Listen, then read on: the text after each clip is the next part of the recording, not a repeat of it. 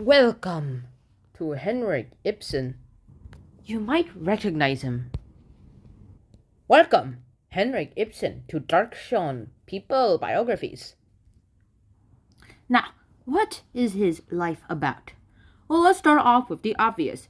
His full name is Henrik Johan Ibsen.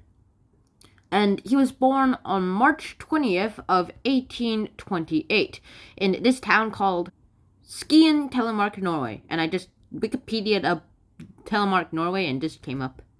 His dad was a merchant, but before that he was a captain of a Norwegian ship. Sorry, I meant ship.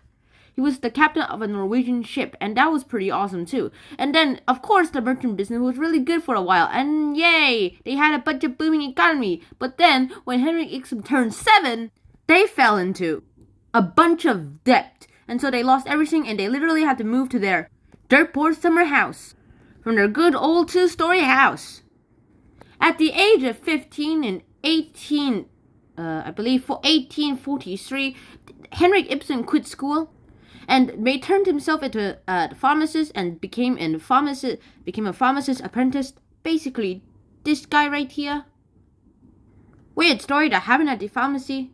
When our boy Henry turned 18, he basically got the pharmacy maid pregnant. And then, well, when the baby was born, Henrik had to pay for the baby for the next 14 years until this guy turned into a teenager. But for all those 14 years, he never got to see the son. Wonder if anyone I know is actually a descendant of Henrik Ibsen. Nope. They all have at least one parent who is Asian, except for 2 of my friends.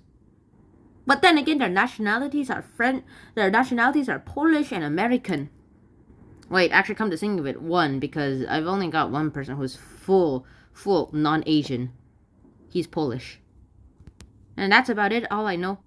Then later, our boy Henry decided that he should go to college because that's what his dad wanted him to do. And then he decided it wasn't for him. And then he decided he should go ahead and start doing writing, so he decided to just go ahead and do that. He wrote a bunch of questionable poems.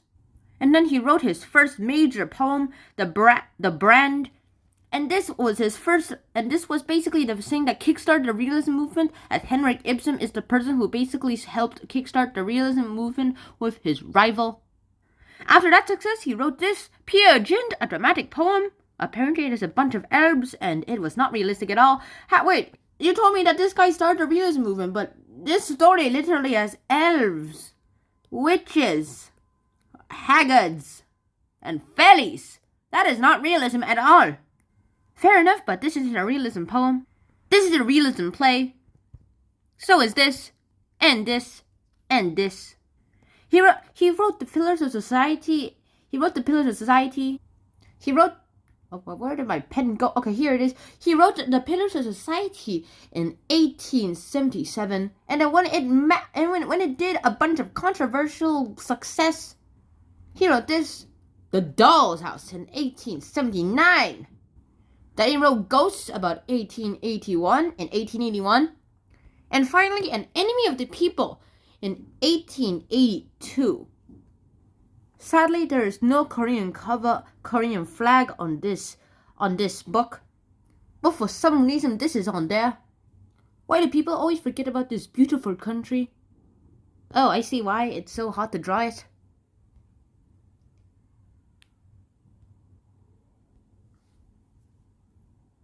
All of these plays actually made some pretty big controversy for Henrik Ibsen because they actually talked about things that actually mattered in society, unlike the Bible plays and other plays about a bunch of sins that were actually created by the churches. And so this all made him controversy, and this almost made him got arrested.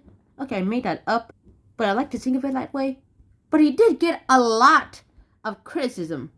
And by a lot, I mean a lot. No, way more. No, way more. Whoa. That's a little overkill. But that's pretty much it. Oh yeah. After that, after criticizing his literal enemy, as he likes to call the guy, he grew his trademark sideburns. And then he died at the age of 78 Oh wait, that you can't see that. At the age of 78, on May 23rd of 1906, and that is it. So hopefully you guys actually enjoyed this episode. Hopefully you learned something new by HENRIK IBSEN, even if it is just 5 minutes worth of content, which is much for dates and personal life.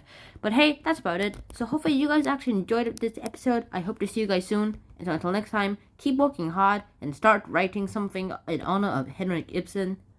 Bye bye, and please wear a helmet. Me when I was 5.